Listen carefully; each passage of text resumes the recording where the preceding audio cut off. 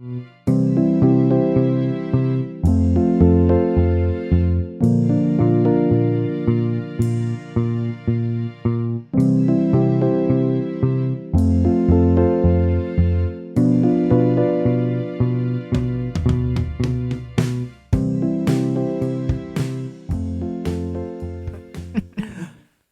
y'all, I'm James Roy.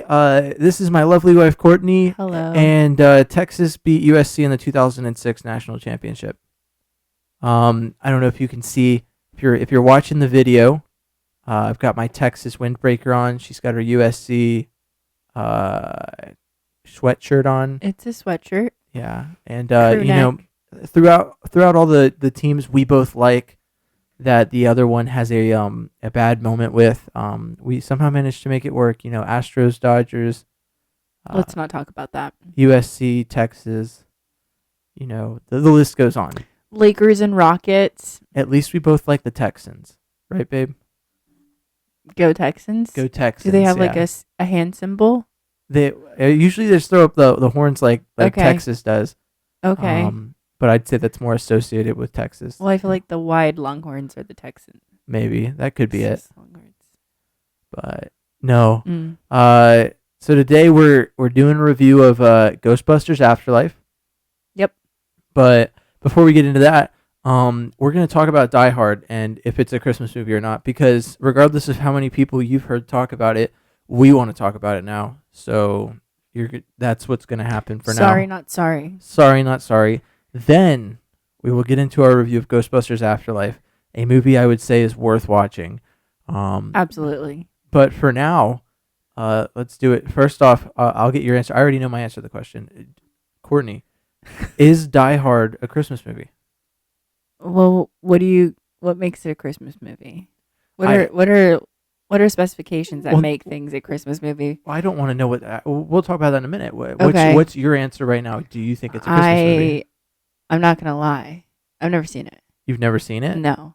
Okay, so then Judging by like Die Hard, like just the graphics and previews and things like that, there's no way it's a Christmas movie.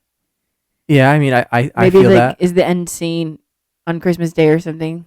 I've seen it, and I'll say that I like classifying it as a Christmas movie because, personally, I'm not a huge fan of Christmas movies, and it's the most watchable movie that can pass as a Christmas movie. Personally, I wouldn't say that it is. What makes it pass as a Christmas movie? So the thing that people use to make it pass as a Christmas movie is that it is Christmas adjacent, and that is that it happens during Christmas, and there's a Christmas party that's happening, and it's in December. That's literally it. Like, the movie's about cop goes and saves the day from a terrorist attack. I know the premise. But it's on Christmas. I mean, I might have seen bits of it, but I can't honestly say like I remember like the plot if I have seen it. But, I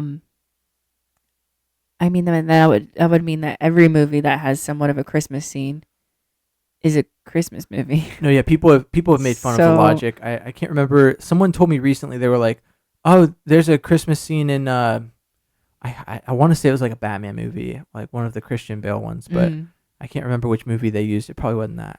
They said, "Oh, there's a Christmas party in this movie. It's a Christmas movie. It's now my favorite Christmas movie." Yeah, like that just opens the door for that. The logic just doesn't follow. Yeah. But either way, I mean, I like the movie a lot. I just wouldn't personally classify it as a Christmas movie. You just did. Well, no, I said that I'd like to because I like it. It's one of the more bearable. Okay. It's passable as a Christmas movie in some people's eyes. I wouldn't personally classify it as I do like action films, so I would probably like it. No, but yeah, I also think the feel-good Christmas movies too. No, yeah, I know that we were talking about that one Christmas movie that came out recently with Amelia Clarke and Henry Golding.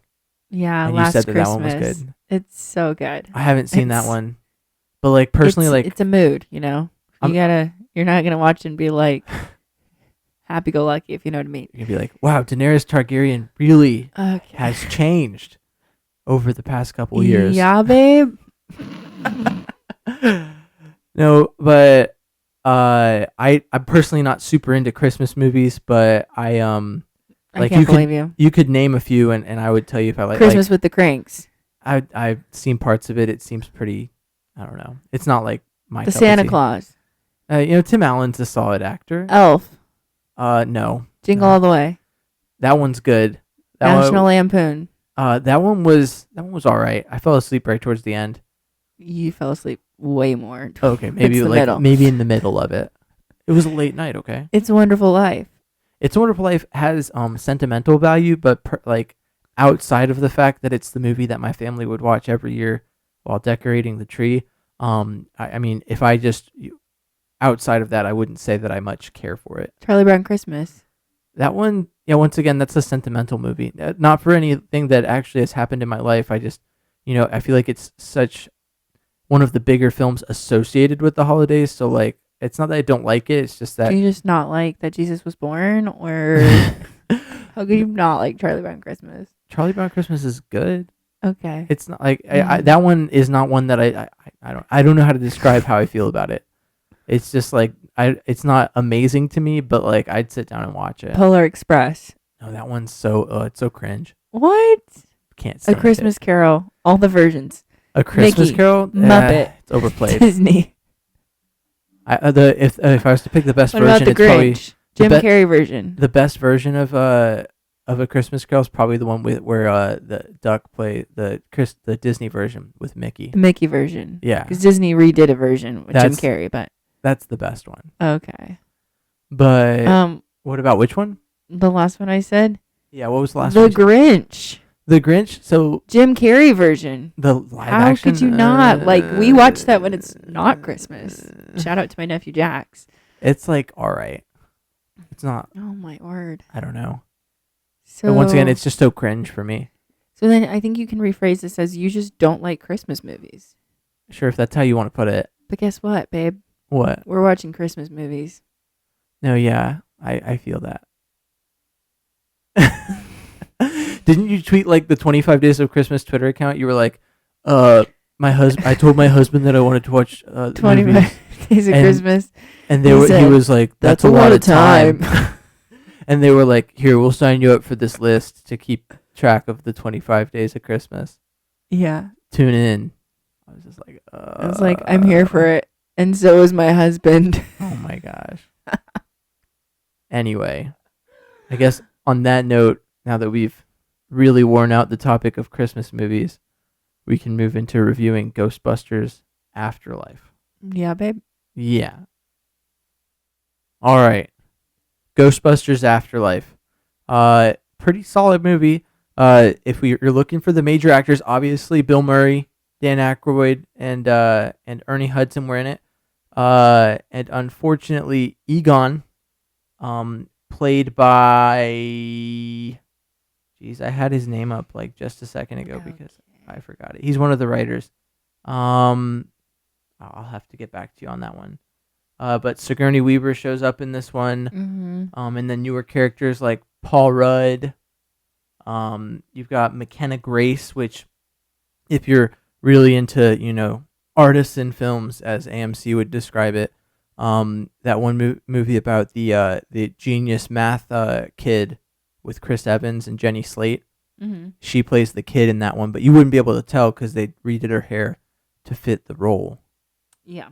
But you've got, Sigourney Weaver. Annie Potts reprises her role, the receptionist. Finn Wolfhard is in this one. And Logan Kim, I thought was really good. He played Podcast.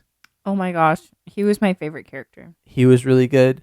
No, and I thought McKenna Grace was by far and away the MVP of this movie. Yeah, she did great. Olivia Wilde shows up. Oh, I didn't know Josh Gad did a voice in this one. Josh Gad's in this one. J.K. Simmons. There's a lot of star power in this one. Mm-hmm. But solid movie. Grossed so far it's got 60 million. The budget was 75. Reviews are pretty solid on it. I think it's one of those ones where like IMDb was like really high and Rotten Tomato and Metacritic were not. We'll get deeper into that later when we get to our Negative Nancy bit. But overall, really, I thought it was a really good movie. I felt like it did what how did I say it the other day? it did what other franchises have been aspiring to do, and it did it the right way. I think that one thing that benefited it, though I kind of wish that it hadn't, was that the all-female Ghostbusters movie was so miserably bad that the expectations were severely lowered for this movie, to the point where people, I think, may have thought more of this movie than they should have, because the expectations were just that low. Yeah. But overall, I mean, it tells the story. It essentially tells the same story as the first one, just with different characters and minor adjustments. It doesn't try and reinvent the wheel, but it leaves the door open to create a sequel, I feel, and start a unique story in the second one, which I think is what a lot of other franchises like Star Wars have fallen short on trying to do. But yeah, what did you think, babe? What was your hot take on this movie? I thought that initially, yeah, I had really low expectations considering the last one that came out in 2016. So I was kind of like, yeah, this should be fun. But I was actually pleasantly surprised. I thought the storyline was really easy to follow, which is great if you're not like super into Ghostbusters. Which I don't consider myself like a huge fan of the franchise in general. I was like, oh yeah, it's kind of like a good nostalgic movie. You know what I mean? Yeah. Kind of one of those movies you have to see that's from that era. No, But yeah. I thought it was really well made. It was very well casted. Again, storyline was great. The CGI was pretty good. It wasn't too cheesy. There were like some like, cheesy moments, of course, but I feel like they weren't terrible to get through, and I think they did it pretty well. No, yeah, I So, agree. All the classic throwbacks that were needed. But anyways, before we get too much deeper into this review, this is where I will issue the also necessary spoiler alert. If you don't want to know what goes on in this movie, you hadn't seen it, and you want to see it fresh, don't listen anymore. You now have our opinion on the movie, which I think is enough to determine if you wanted to go see it. And if you don't care about spoilers, keep on listening, because we're about to spoil this movie. So let's get into it. So we start off the story with kind of a chase. It shows someone running from what appears to be a ghost to a house that looks like it's in the middle of nowhere. They kind of get there. You see them flip a switch. It looks like they've captured this weird entity kind of thing in their field or whatever. And then they hit this pedal, and suddenly the breaker kind of doesn't go. You get the indication that something was meant to happen and it didn't. This person runs into the house, sits on a chair, tries to hide from whatever's pursuing it, and then hides what appears to be a classic Ghostbusters ghost trap under the floorboards, and then some hands pop out of the chair and take it, and we get the impression that character no longer is in this world, if you know what I mean. Flash forward to now the timeline on this one's tricky for me. I believe it's like a week later. I think that all these events kind of take place within a short period of time, based on the fact that the family we're flashed to is the daughter of this person, the estranged daughter who now inherits the estate of this person. Mm-hmm. So I feel like it takes place within a short period of time. It shows them going through their day. This family, which is the mother, who is the daughter of what's later on in the movie described as one of the Ghostbusters, but they're not really forthcoming with these details. You're kind of guessing. I mean, I feel like if you're semi-intelligent, you could probably guess based on, which of the actors are still alive. But so she has a confrontation with her landlord, and then he kind of says, "You're evicted." So it's supposed to be a short trip out to this property that they just inherited. Becomes more of a long-term change. We're introduced to McKenna Grace and Finn Wolfhard playing Phoebe and what's his name? Trevor. Phoebe and Trevor, brother and sister, granddaughters of a Ghostbuster. Mm-hmm. and they make the trip. It shows a montage of their trip in their Subaru to get to this town in the middle of nowhere, Oklahoma. They kind of introduce them to this small town vibe. Um, they get to take a look at the house, and they're kind of like, "Wow, this is a hunk of junk. Luckily, we're not going to be here very long." And the mother kind of breaks the news that they are evicted, and this is kind of more of a long-term arrangement for now. So they start to settle in.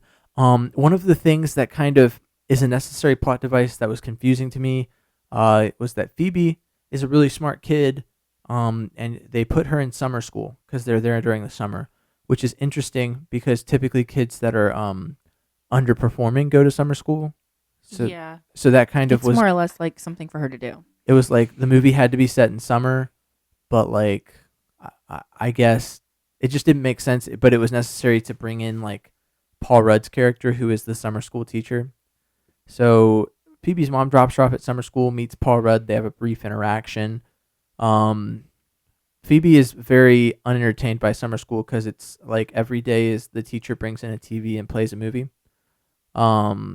So they kind of interact, and it turns out that Paul Rudd's character is a seismographer, a huge nerd.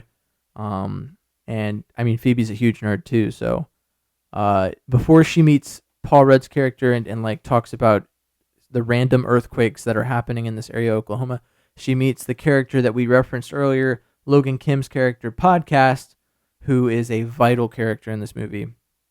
Not because he actually does anything to do with the plot, but because his character is great.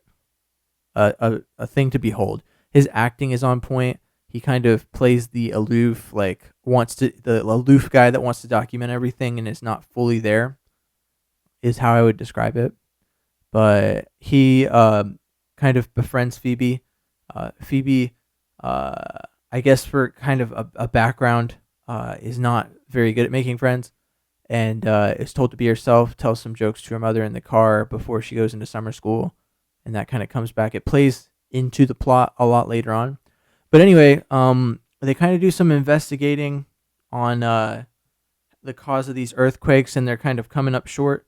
All the while in the house, Phoebe's kind of interacting with a ghost. So the ghost, it's assumed that it's the ghost of the guy that died there, her grandfather. And he's guiding her into that floorboard where he dropped the ghost trap. And so she figures it out, finds the ghost trap, brings it back to school. The teacher points it out and is like, "What is that? Like a genuine ghost trap? Wow, that's really cool." They open it up, and there's a ghost in it, obviously, that gets out.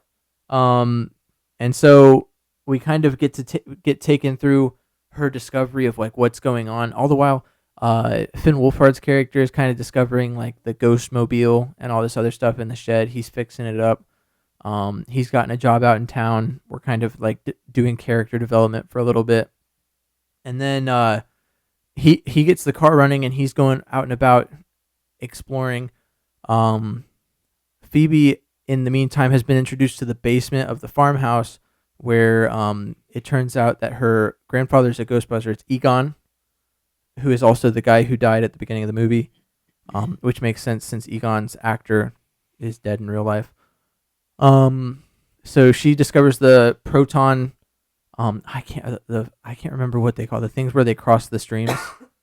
The ghost wrangling device. Oh, I have no idea.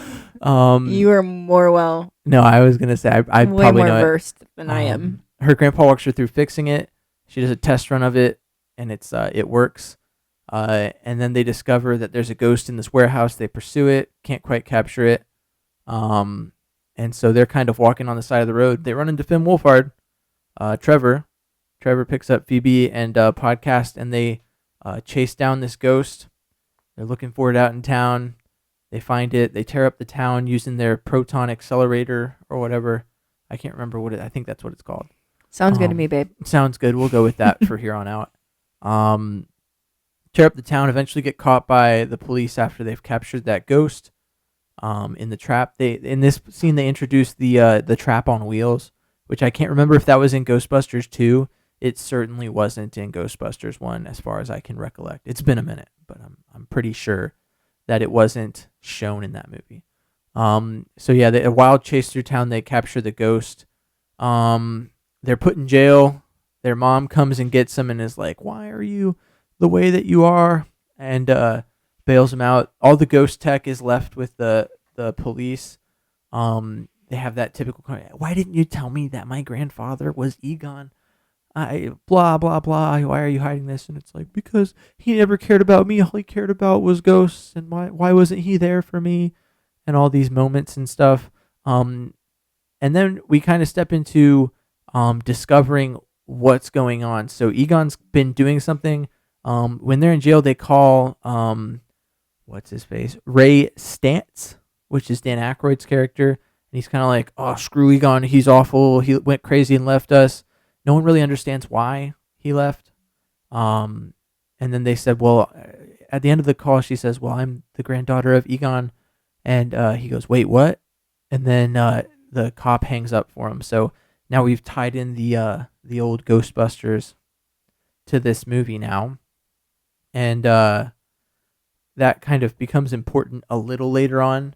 But in the meantime, Egon's ghost guides his daughter down into that basement that Phoebe was in, where she discovers the what's it uh, that her dad actually cared about her. But then she gets possessed. So this is where they reintroduce. So in the first Ghostbusters movie, there's the dogs, the gatekeeper and the keymaster. And so she gets taken by the gatekeeper. So those are back. The CGI was a lot better. It was nice to modernize it without making it seem like it wasn't the same thing. Yeah. They were very much the same. Mm-hmm. And in the meantime, so while the kids were running through town tearing things up, the mom was on a date with Paul Rudd's character, who is Mr. Gooberson. And so at the end, he drops her off with the kids and is kind of like, "No, that was best date night ever," or whatever. It was cool. He's out at Walmart and he starts to see the little Stay Puft Marshmallow Men forming. He's like, "Wow, what's happening in this town? This is weird." Um, so he gets attacked. He runs into the Keymaster and gets attacked at Walmart. And so eventually they meet up. I think they made a little bit of a joke of the meshing of the two. They had just been on their first date, and then now they like meet up with each other, and they're like, "Hey, what's up?" And things happen. All the while, the kids discover that in this cave mountain thing that's in the town, there's this ghost relic ancient thing.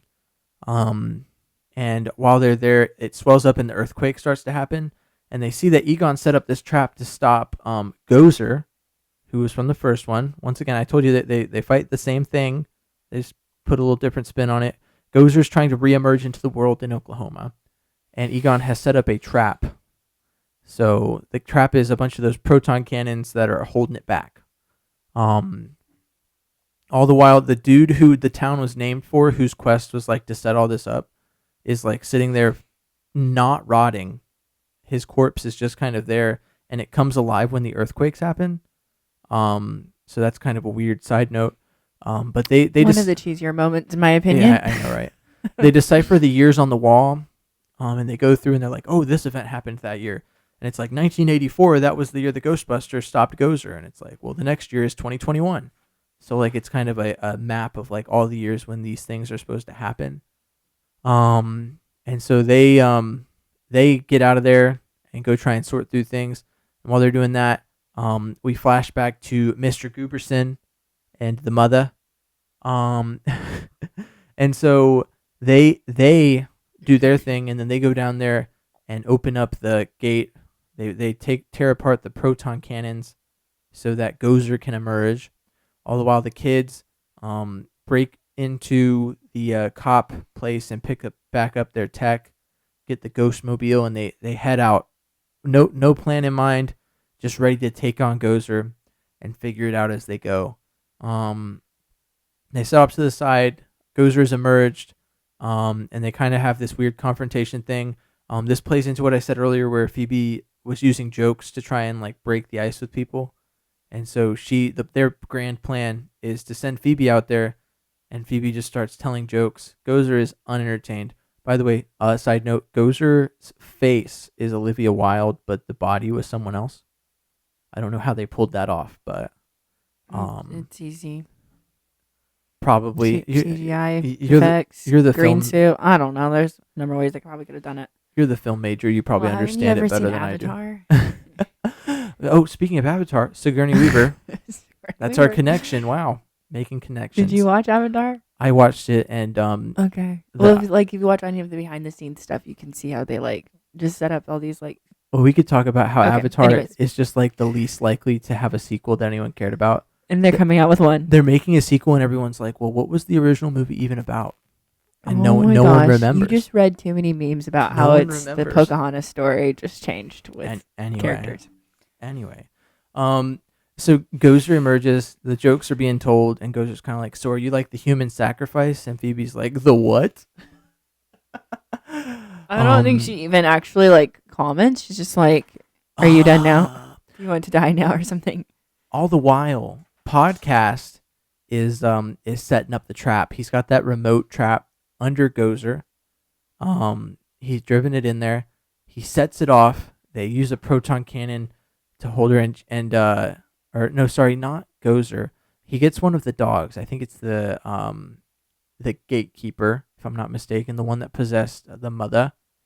And so she's now no longer possessed, and now they determined in their master plan that both of them are necessary to keep Gozer alive. So now they have one of them in a trap, and they take off in the Ghostbuster mobile with the trap following them because they didn't have time to pick it up before they left. Small side note there. They take off back for the house. Now, in their planning, they also discovered that the house was designed to be a trap that could hold Gozer. So the problem was, obviously, in the opening scene, that electricity didn't work. But they didn't know that. They were just like, oh, he designed it and he just didn't set it off. I don't know. So they lure her over there. And then, so the girl that Finn Wolfhard's character Trevor was into is with them, part of setting the trap. In the process, the trap is reopened, and the gatekeeper doesn't go back into the mother, but instead goes into the girl that Trevor's interested in. Gozer's there. They flip the switch and they try and set off the trap. It doesn't work. The old Ghostbusters show up and have their cheesy little scene where they try and fight her. They cross the streams, all three of them, and then Gozer uncrosses the streams, and they're like, "Oh wow, couldn't have seen that coming." And so they have their confrontation, and Gozer's about to win when Phoebe's like, "I got it. I'll shoot the electric supply with the proton blaster, and it'll power it." So she does it. Tells her mom to kick the switch. She kicks the switch, captures Gozer and all the ghosts in the field, in all those traps, and ends it. They have a cool little moment where Egon's character Ghost materializes while this is happening. They didn't try and give him any speaking lines, so it's one of the more awkward portions of the movie where he does that thing where he looks at his granddaughter and his daughter, and it looks like he should say something, but then he doesn't. So that was one of the more awkward moments. It was kind of like a feel good moment, except for without, or a little more creepy than one would think. And then that's the end of the movie. They put the ghosts away, and it's all good. There's some end credit scenes. I'm a little foggy on the details on those, but I know one of them was Venkman playing the Bill Murray's character playing the card game with Sigourney Weaver. He's like, how did you do it? How do you know who to shock and all that? He's like, well, I just mark the cards, and I usually just shock the dudes because I was trying to pick up chicks or whatever. A good callback to that early scene in the first Ghostbusters movie. And then there was a lot to like. It was a good movie. I thought so, at least personally.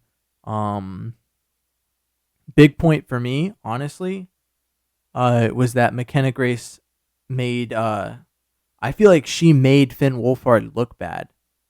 Like, Finn Wolfhard was the big ticket child actor in this movie, and McKenna Grace just kind of stole the show. Her acting was on point, and she was the best part of the movie. And then Podcast, played by Logan Kim, was up there. Paul Rudd was Paul Rudd. I mean, he can't be bad in a movie. I can't imagine it. Um,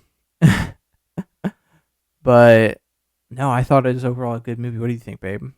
I thought it was pretty good. I mean, like I said before, it definitely had some cheesy moments, but I think overall it was a really entertaining movie to watch. I definitely was engaged the whole time.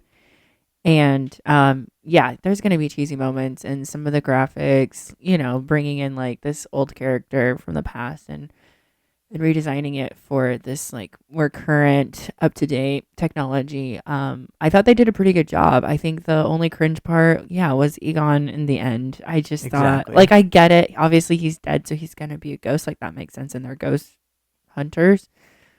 But it was just really awkward, just having him there, and 100%. like I don't know, because he didn't it was speak. super weird. He didn't speak, and his facials were very limited.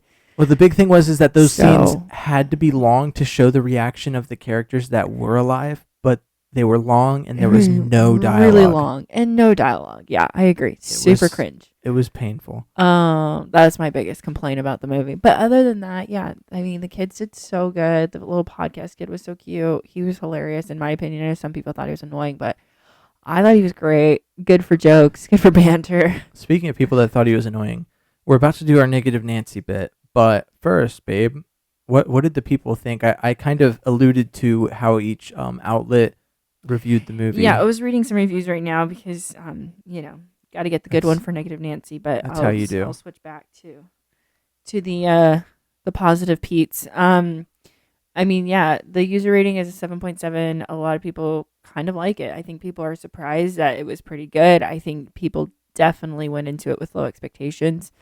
So I feel like the average person thought it was pretty good. I mean, considering other movies that are out right now, I'd say that's like a good one to go watch. And then like the Metascore is at a 59, which is not good at all. That's yellow and low. But I mean, this is not going to be nominated for an Oscar, so it's a nostalgia movie. Yeah, it's definitely a nostalgia movie. So I think that if you're going for those reasons, you're going to like it. If you're going thinking like this is the next revolutionary idea, no, definitely not it. If you care what Google thinks, 93% of Google users liked this movie. Yeah. So it's just a good feel-good movie, and it's not very scary. So I don't know. I didn't think it was scary at all, actually, now I'm thinking about it. No doubt. Yeah. What like about a comedy? What about those Negative Nancys? Well, one of these days I'm going to add something to the soundboard that's like Negative Nancy, or like the SNL sound effect was like yeah, something like that. Yeah, there wasn't that many that were like too harsh. Yeah, there was just like a few people that were like it was horrible. Kid actors were annoying. The actor who played Podcast was painful. The plot is awful. The mom character makes a stupid decision by moving to the farm, and then the ending is really bad. I thought it was going to be about a haunted farm town. Clearly, you don't really know about Ghostbusters, maybe? I don't think they were looking for a Ghostbusters sequel. Yeah, I think they were looking more for like a scary Halloween movie. They were expecting what everyone expects out of that, which is that Ghostbusters was going to try and create a unique story with like minor cameos. Like where you need a new people to tackle the ghost problem. Exactly. Yeah, but instead, I guess they just like tried to play the same story with different characters, which I think they did well. Yeah, well, I think it just kind of opens up that door for like them to now introduce new towns that have problems, and then you're kind of like, who are you going to call Ghostbusters? You know what I mean, right? Isn't that how it works? Okay. Anyways, yeah. Wow, a Ghostbusters film that is better than the 2016 movie. Is that even possible nowadays?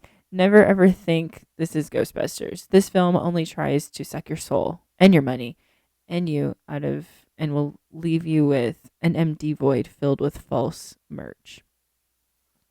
There's a lot of typos in that one, so it sounded like maybe it could have been like a little kid. Well, but you teach fourth graders, so it was I just had to correct it. Yeah, easy reading for you. Avoid like the plague. I took my stepson and nephews to this. I walked out to go to the bathroom and didn't want to go back. Okay. I mean, if COVID-19 is any indication I've never walked out on a movie in my life. Horrible movie. The usual crap from Hollywood today. Well, if COVID-19 is any indication of how we would avoid a plague. Yeah. I mean, We should just go see it. Who are you gonna call? I just feel like, what did you think it was gonna be like? You know, I don't know. Revolutionary, Oscar worthy. I don't know what people expect when they go to these types of movies. Like, to this day, my favorite negative Nancy comment was when the person who watched Venom literally just put "too loud," and it's like, you went to watch a superhero movie and it's too loud. Yeah, sure, okay. Yeah, not good. I seriously considered walking out halfway through the film. It was so boring, and every scene was utterly drawn out. Oh, sorry, unnaturally drawn out. I found myself thinking, I wonder how long this movie is, because it feels like it will never come to a resolution. I regretted going to the 10:30 p.m. showing because I would rather be home sleeping. Well, yeah, I would say probably don't. Oh, don't go to the late showing, no. For any movie. Podcast had cheesy lines. Well, yeah, his name is Podcast. Like, what do you expect? Did you think he was going to be like the next SNL character, replace Pete Davidson? I don't know. There's a difference between playing what's expected and playing too hard into it. Like in Red Notice, Ryan Reynolds was so much himself with every reply. The writing was so bad in that movie from that regard that he came across as annoying. Whereas, like, I think Podcast was just, he was what he was meant to be. Yeah. I don't know. Someone wrote, apparently kids are allowed to do anything. Apparently these kids are allowed to do anything without any adult caring. I mean, have you ever seen any of like the Hardy Boys or like read those books or like Nancy Drew or like Harriet the Spy? You know what I mean? Like, it's just some thrill about like kids going off and like adventuring, even though like that doesn't really happen in real life. I get that. No, well, more importantly, have you ever lived in small town USA? Yeah, I feel like there are kids that do stuff like that. There are kids that do stuff like that. I wouldn't know. My closest example to a small town is that I used to live on like a Navy base. And like once I turned like 10, I got an ID that said I could buy stuff from the store. And my parents let me walk the mile that the store was away from the house by myself, or I'd take my bike and go to the store. I also think they used kids because I think they're trying to target a younger audience to like, as they're relaunching this franchise and to keep it going, because now like kids are going to look at this and be like, I want to hunt ghosts and it gives room for growth. I want to do this. Yeah, I want to see what their next adventure is. Like, it's kind of like supposed to be a kid movie, but like not. Like, I don't know if I'd actually take my kids if I had kids, but I feel like it's more like upper elementary, maybe junior high. Maybe. I feel like it's maybe the age range they're going for. Probably. Yeah, because it is really relatable to a younger audience. No, but overall, a solid movie. Let's go ahead and rate it ourselves on our favorite scale, the 1 to 7 scale. And yeah, let's do it. Last week we had King Richard, and I gave that a 5. And Courtney did as well. So this week we have Ghostbusters Afterlife, and Courtney, what would you rate Ghostbusters Afterlife? I would rate it like a 4.5. A 4.5? Did you think that was better? I thought it was bad. I'd give it a 5.5. Really? I thought it. I guess it's preference, right? I guess like what movies are we stacking it up against? Like Red Notice is way better than Red Notice. It's way better than Red Notice. And Red Notice, you gave Red Notice a 4.5. Did I? Yeah, I'm pretty sure. Okay, fine. I'll go up to 5. Okay. I'll go up to a 5. It is like a sub-tier, comedy / action or mystery, if you will. I'm still waiting on making that that spreadsheet. I got to work on it. Yeah, I think if I were to stack it against other like comedies and mysteries, I'm like, it wasn't like my favorite. A spreadsheet sorted by category, genre at least. But if we're putting it in like, I'd kind of I know Venom's in the like superhero category, but I could probably put this one in the Venom category because it is kind of like daunting a bit, and yeah, you know what I mean? No, yeah, I feel that. And I gave Venom probably a 5. I'd say it's at the same level as Venom. I think the kids really did a great job acting. Yeah, okay. I feel that. All right. Well, I guess on that note, let's get into our closing segment. All right. Like we did last week, we're moving towards more of giving the movies that are coming out soon, and maybe asking for a little crowd participation. So if you're a loyal listener to the Noise Date Night, then here you go. Here's your chance to partake in the podcast. Give us your feedback, and your voice will be heard. We did have one person. It was Courtney Danram comment on our video on Instagram and request House of Gucci. I wonder who that was. That was me. I am Courtney Danram. That was you. Oh, okay. So we got a vote from one of the hosts for House of Gucci. That's cool. But movies that we've got coming up next, aside from House of Gucci, we've got movies like Encanto, West Side Story, Spider-Man No Way Home, the one I'm the most excited about coming up. Let's see, Sing 2, The Kingsman, and Matrix 4. It's a lot of movies in a short stretch, but January is pretty barren, so we're pretty well set to cover these movies, probably into January. But those are all the movies that are coming out soon that we're really interested in seeing. If we didn't name one, or if you see one that you really want us to do a review on, maybe leave a comment. Let us know that you'd like for us to see it, and whichever movie gets the most comments, we'll go and see. Although in this case, I'm pretty sure we're gonna see House of Gucci because that one already has a comment, so it's like light years ahead of every other movie. Also, Courtney really wants to see it. I do really want to see it, but if we randomly get a request, maybe I'll be more open to seeing something else. We got to give the people what they want. We're not just recording this for ourselves. Yeah, not just for ourselves. We have an audience to appease. Please let us know who you are. Let us know. Please be more active on our socials so that we know you're there. But on that note, this has been the Noise Date Night edition. I have been James Roy, and this has been my lovely wife, Courtney. Danielle. Courtney Danielle. And thanks for tuning in. Please interact with us. Hit us up. Like, comment, subscribe, and let us know what you think. Tell your friends. What are you guys watching these days? Tell your family. Did you watch Ghostbusters? Tell your parole officer. What would you rate it? Tell your future ex-wife. What in the world? Stop. Fall back. Just tell everyone. Let them know. Fall back. Once again, thank you for listening, and have a nice day. See ya.